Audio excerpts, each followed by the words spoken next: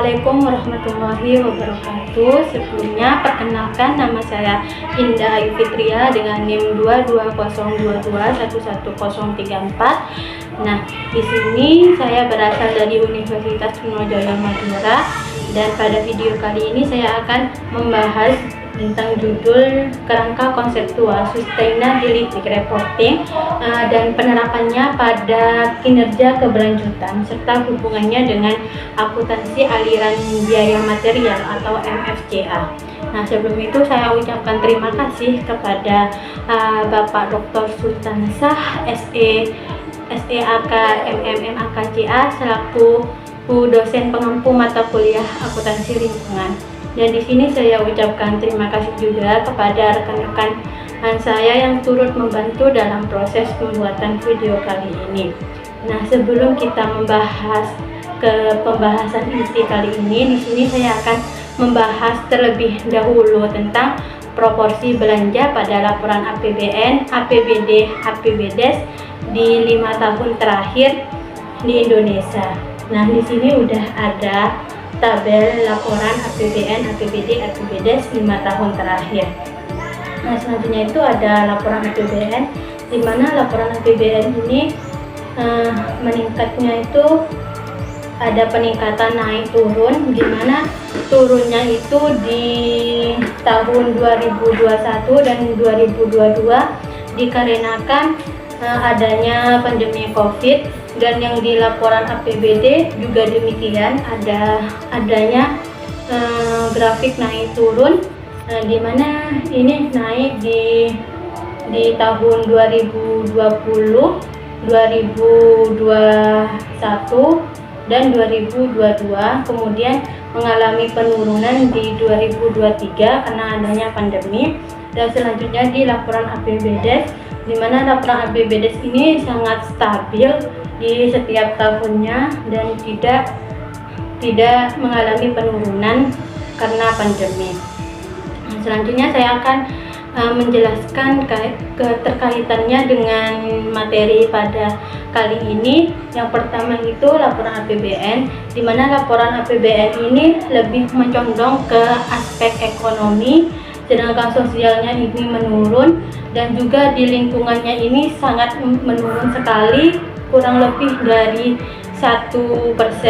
Nah, dan ini tuh bagi sustainability reporting itu tidak bagus sekali karena tidak stabil. Dan selanjutnya itu ada laporan APBD, di mana laporan APBD ini juga lebih condong ke aspek sosial, karena di aspek sosial ini angka presentasinya itu lebih tinggi, sedangkan di aspek ekonomi dan lingkungan ini stabil, setara. Sedangkan selanjutnya itu di laporan APBDes, ini sangat bagus bagi sustainability reporting karena dari sosial, ekonomi maupun lingkungan itu sama. Dan selanjutnya keterkaitan dengan sustainability reporting ini karena keseimbangan belanja dari ekonomi, sosial, dan lingkungan. Namun kan tadi udah saya jelaskan bahwa di APBN itu kurang seimbang, sedangkan di APBD ini fokus sama ke sosialnya, dan sedangkan di APBDes ini paling sesuai dengan prinsip sustainability reporting. Nah, sustainability reporting ini juga meningkatkan akuntabilitas dan transparansi pada kinerja keberlanjutan. Dan selanjutnya itu hubungannya keterkaitan dengan penerapan kinerja keberlanjutan. Jadi sustainability reporting ini tidak hanya pada pelaporan, tapi juga untuk mengukur dan mendorong gimana sih kinerja keberlanjutan itu.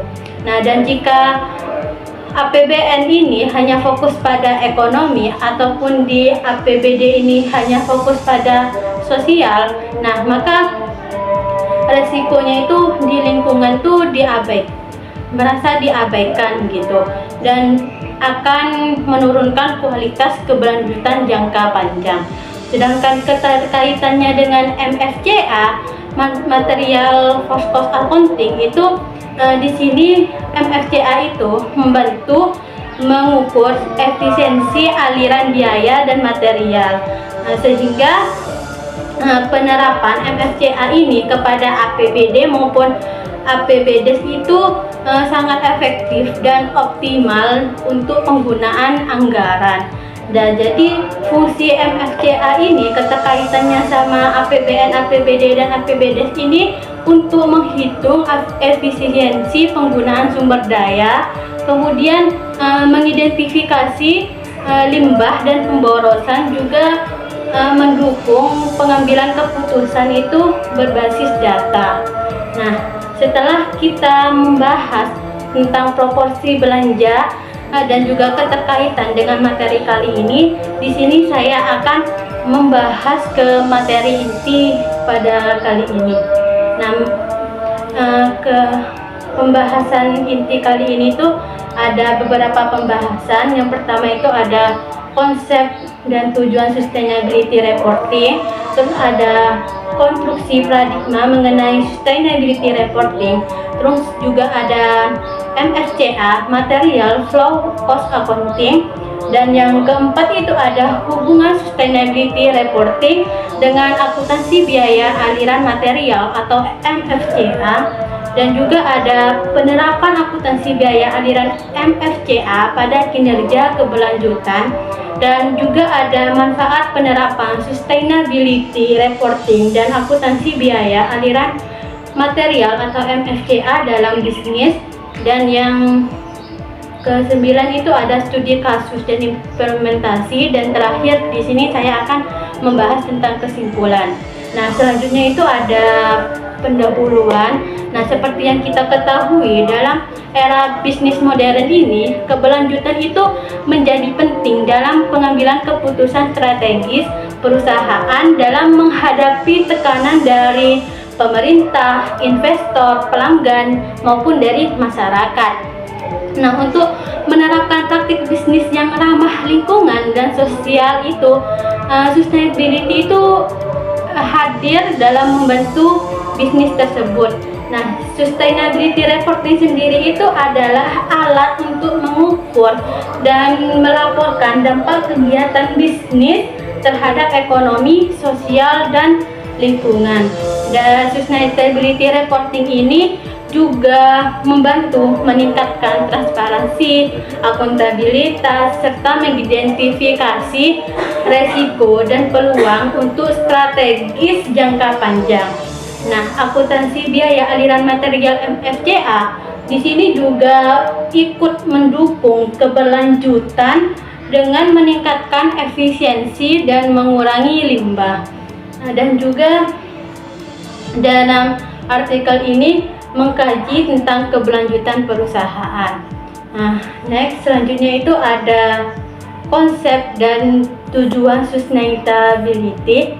Nah, di mana seiring dengan perubahan paradigma sustainability reporting ini, perusahaan kini itu tidak hanya fokus pada pendapatan, tetapi juga kesinambungan operasional di masa depan. Nah, kekhawatiran utama ini adalah aspek kontinuitas dan keberlanjutan dalam ekonomi, sosial, dan lingkungan. Untuk ini dibuatlah laporan keberlanjutan yang mengikuti standar GRI. Nah, laporan ini juga berfungsi menyampaikan informasi dampak kegiatan perusahaan dan berfungsi menunjukkan akuntabilitas pada perusahaan dan masyarakat. Jadi sustainability reporting ini adalah menyajikan kinerja ekonomi, lingkungan, sosial, dan tata kelola, serta mendorong inovasi dan praktik bisnis ramah lingkungan tanpa mengabaikan profitabilitas. Nah, selanjutnya itu ada tujuan utama dari sustainability reporting. Pertama itu ada meningkatkan transparansi dan akuntabilitas ini terhadap pemangku kepentingan, dan yang kedua ini juga membantu organisasi dalam mengidentifikasi serta mengelola resiko dan peluang terkait keberlanjutan. Dan yang ketiga ini juga mendorong peningkatan efisiensi operasional dan mengurangi dampak negatif terhadap lingkungan. Dan yang keempat itu juga memenuhi regulasi dan standar pelaporan keberlanjutan internasional. Dan yang terakhir itu ada memperkuat reputasi perusahaan dan meningkatkan daya saing di pasar global. Nah, selanjutnya itu ada kerangka konseptual sustainability reporting. Nah, yang pertama itu ada Global Reporting Initiative atau GRI, di mana standar ini adalah standar yang paling umum digunakan pada pelaporan keberlanjutan yang mencakup beberapa aspek. Yang pertama itu ada ekonomi, kedua sosial, dan yang terakhir itu ada lingkungan. Dan yang kedua itu ada Sustainability Accounting Standard Board atau SASB, di mana standar ini tuh berfokus pada laporan yang relevan serta finansial untuk berbagai industri. Dan yang terakhir itu ada intrated reporting atau IR, di mana standar ini menggabungkan pelaporan keuangan dan non keuangan untuk memberikan gambaran holistik tentang kinerja perusahaan. Nah, selanjutnya itu ada konstruksi paradigma mengenai sustainability reporting. Yang pertama itu ada dimensi ekonomi, di mana berfokus pada dampak aktivitas bisnis terhadap kinerja keuangan, termasuk profitabilitas, efisiensi operasional, dan juga investasi keberlanjutan. Dan yang kedua itu ada dimensi sosial, di mana dimensi sosial ini merujuk pada tanggung jawab perusahaan untuk tenaga kerja, hak asasi manusia, kesehatan, dan keselamatan kerja, serta partisipasi sosial masyarakat. Dan yang terakhir ini ada dimensi lingkungan. Nah, dimensi lingkungan ini mencakup aspek seperti efisiensi energi, pengelolaan limbah, emisi karbon, dan juga pemanfaatan sumber daya alam yang bertanggung jawab.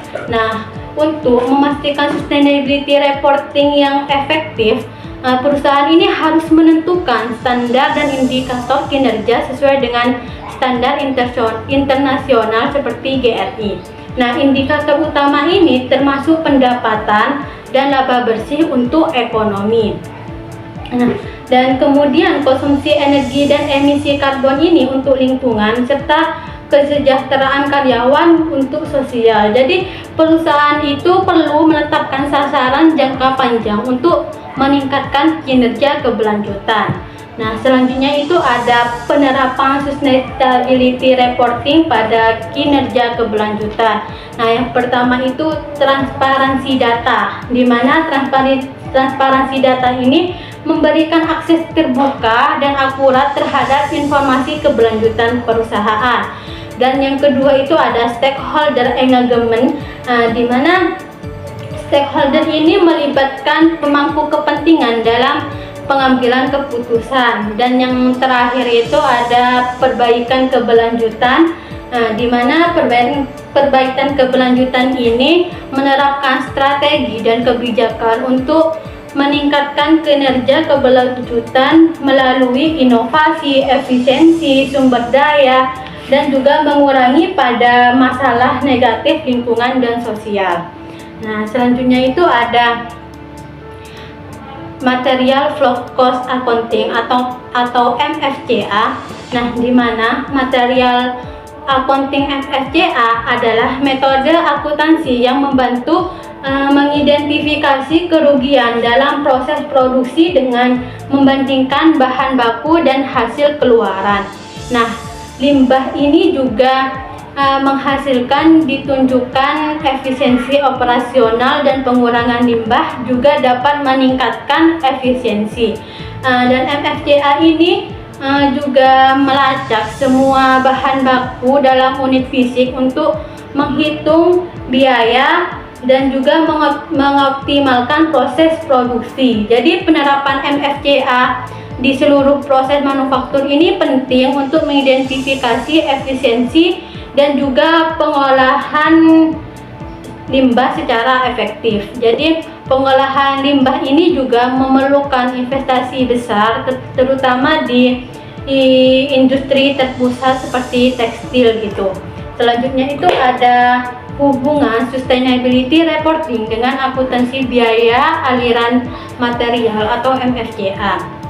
Jadi hubungan antara sustainability reporting dan juga MFCA ini sangat erat karena keduanya ini mendukung pengukuran dan pengolahan aliran material, dan juga MFCA ini juga membantu perusahaan ini